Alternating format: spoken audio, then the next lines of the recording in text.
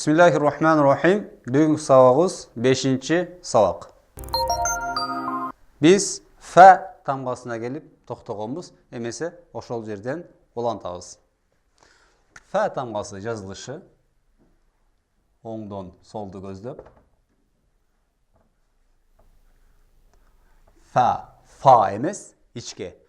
Фә, фәләммә, мисалы. Фә тамғасы.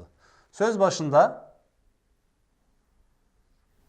фә бұл жақ қырқылады. Бұл эмне үчүн? Кийинки тамгаға улап жазуу үчүн. Мисалы, р тамгасын улап жаза турган болсок, мондай болот. Р деген сыяктуу. Сөз ортосунда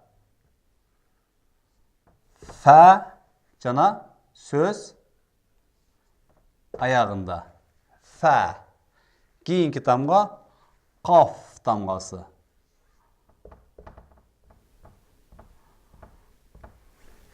Қаф тамгасы башта айтып өткөнүбүздөй бул жоон тамгалардан болгондугу үчүн оозду толтуруп қаф. Сөз башында қаф.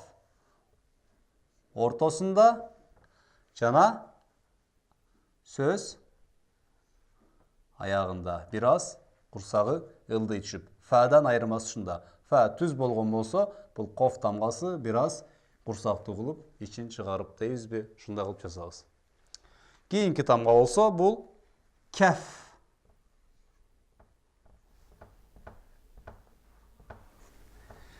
Бул да қ тамгасы, бул дагы қ тамгасы. Бул жоон тамга, бул ичке тамга. Айырмасы эмне десе, бул қаф, бул кәф. Қ. Мисалы, қалам, кәләм, кәләм, қалам, қату. Қаф тамгасы сөз, кәф тамгасы сөз башында. Шундай жазабыз. Жана сөз ортосунда, жана сөз аяғында. Сөз ортосунда, сөз башында, сөз аяғында. Андан кийинки тамга бул ләм тамгасы. Ләм, л тамгасы. Ләм, айтылышы дагы жеңил. Ләм. Сөз башында. Бул куйругун кесебиз кийинки тамгага улаш үчүн. Ләм. Сөз ортосунда. Бираз бийик кылып жазабыз, анткени ләм тамгасы узун болгондугу үчүн. Жана сөз аягында. Ләм. Ал эми кийинки тамгабыз болсо, бул мим тамгасы.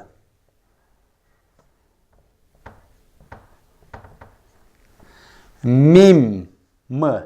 Мим. Сөз башында келгенде. Куйругун кесебиз. Мим. Сөз ортосунда жана сөз аягында. Же болбосо монтта жазса болот. Оңоюраак жазылат. Мим тамгасы. Сөз башында, сөз ортосунда жана сөз аягында. Бүгүнкү өтүлгөн сабакты кайра баштан кайталап өтөбүз. Фә, коша кайталайбыз. Фә, қаф, кәф. Урматтуу көрүүчүлөр, эки тамгасынын бири-биринин айырмасы бул жоон тамга, ал эми бул болсо ичке тамга. Қ, қаф, кәф.